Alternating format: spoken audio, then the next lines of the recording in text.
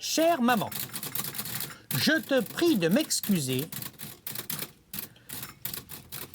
pour ces travers. Fini Mythique, fini Badou et fini Tinder. Ne l'oublie pas, maman, je t'aime. Là, bah oui, ma mère s'est rendue compte de mes travers. Oui, je vais sur les sites de rencontres, c'est comme ça. Donc je tiens à m'excuser. Puis en plus, je sais pas où dormir. Bon, comme vous le savez, la chronique du jour est consacrée à la vieille église de Sallertaine. Donc aujourd'hui, on prend la route en terre maraîchine, direction Sallertaine, une commune vendéenne labellisée Ville et Métiers d'Art, et parée de 2 églises. Et oui, messieurs, dames, rien que ça. Et c'est donc sur l'histoire de l'une d'elles, la plus vieille, d'où son nom de vieille église, véritable chef-d'œuvre de l'art roman angevin, que nous allons nous pencher.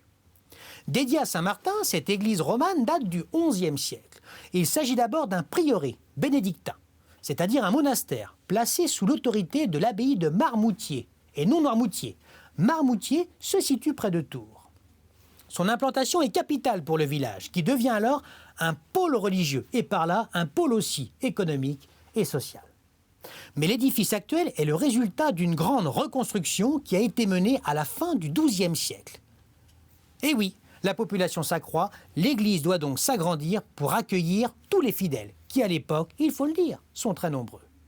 Les chapiteaux surmontant les colonnes d'entrée du chœur et de la nef sont d'ailleurs de cette période durant laquelle cette église est consacrée par l'évêque de Poitiers, puis visitée au début du XIVe siècle par le futur pape Clément V, qui n'est autre que Bertrand de Goth, alors archevêque de Bordeaux.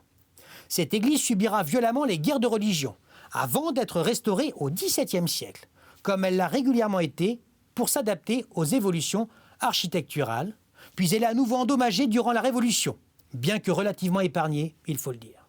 Elle sera délaissée au début du XXe siècle au profit d'une nouvelle église paroissiale construite à une 50aine de mètres. Alors se pose une question que vous vous posez tous, je le sais. Pourquoi cette église n'a-t-elle pas été détruite? En règle générale, on préférait détruire pour refaire à neuf.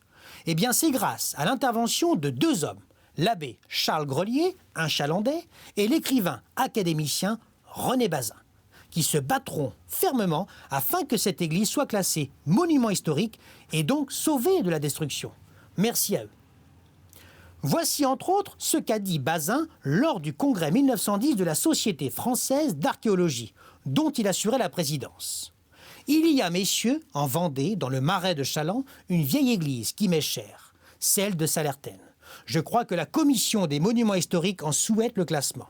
Ah, messieurs, je l'aime cette église, à cause de sa noblesse d'aïeul, à cause de la chrétienne population que j'ai vue prier là, et des prières des générations passées.